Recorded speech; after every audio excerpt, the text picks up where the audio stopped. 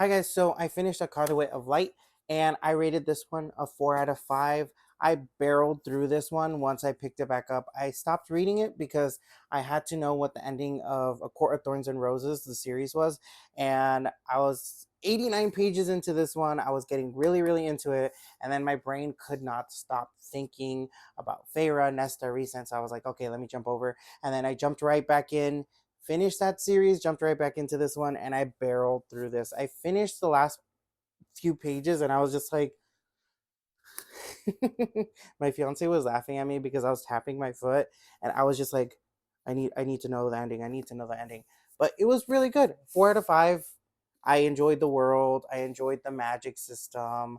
I wanted more out of the relationship and I wanted more out of the world.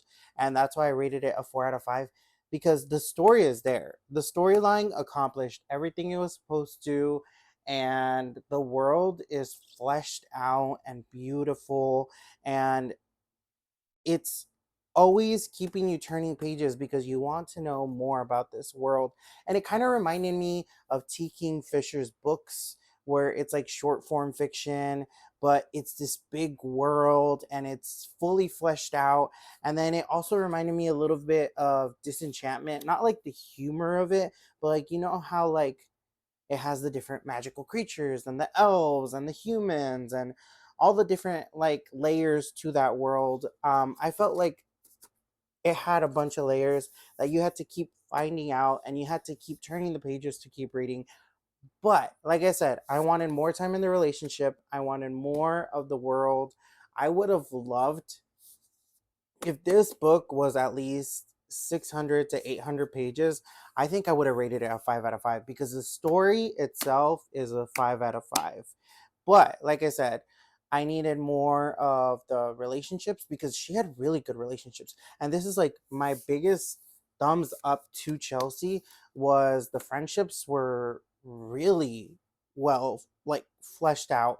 There was no like competition between the friends, and I think that's like my biggest qualm with a lot of books, where it'll be like you'll have a friend group but there's always one friend that's always a little bit envious about the other friend, and it's just like, oh, I don't like this. But the girls that are friends in this were all supporting each other, and it kind of reminded me of the trio that's in A Court of Silver Flames with like Nesta, Emery, and Gwen.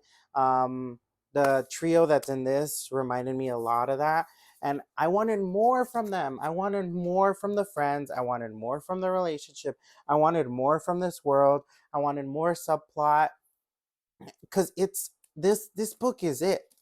It's fleshed out, but I just need more from the world and I need to figure out more. And I want to get to the second one. The second one doesn't come out till June 2024. If the second one was out, I would be getting into it right away because, like I said, this book had me turning pages nonstop. It always kept me like, what am I gonna find out now? What am I gonna find out now?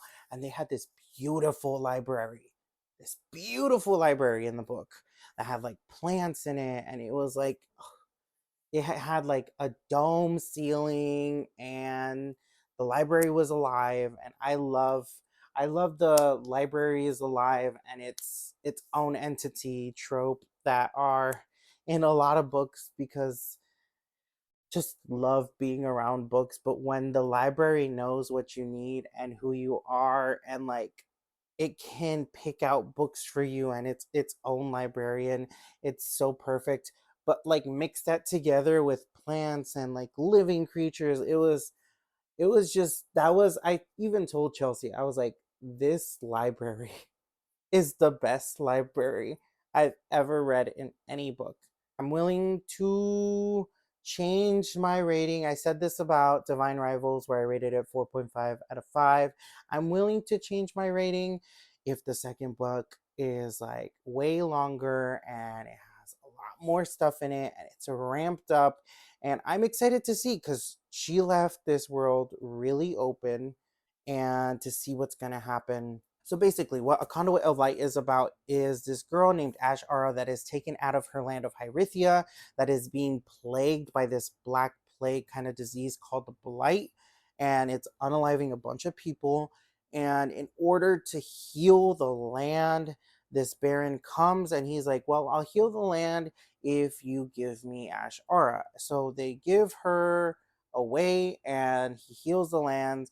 And she goes and she trains to be able to harness her abilities and to learn how to use her magic and to learn how to work with others as well. But of course, like curiosity gets to her and she has to also figure out what was plaguing the land that she came from. She wants to find out what this blight is and the origins of this blight. So this is the journey that you take, is basically her trying to figure out where this blight come from. I will eventually be doing an annotations video for this. I took a bunch of annotations, but on my iPad because I had this book in the mail when I was reading it. I finished it. I had it at home when I finally got it, when I finished it. So I will be doing an annotations video. And it's going to have a little bit of spoilers because it is going to be talking about the book and it's going to be talking about funny moments and moments that I really liked, because there was a lot of moments that I loved in this book. This book, like I said, it had me flipping the pages and trying to get to the very end because it had my attention like that. If you can somehow borrow the Kindle version, get the Kindle version. I think they have it on Kindle Unlimited. It's only 390 pages. That's not too bad. This, like I said, it's a quick read. This book, I would say after chapter 10 really gets you to want to finish it. And the whole time you're just wondering what's going on, but as soon as you get to the end you're like, well, that was satisfying, but now I need the second one.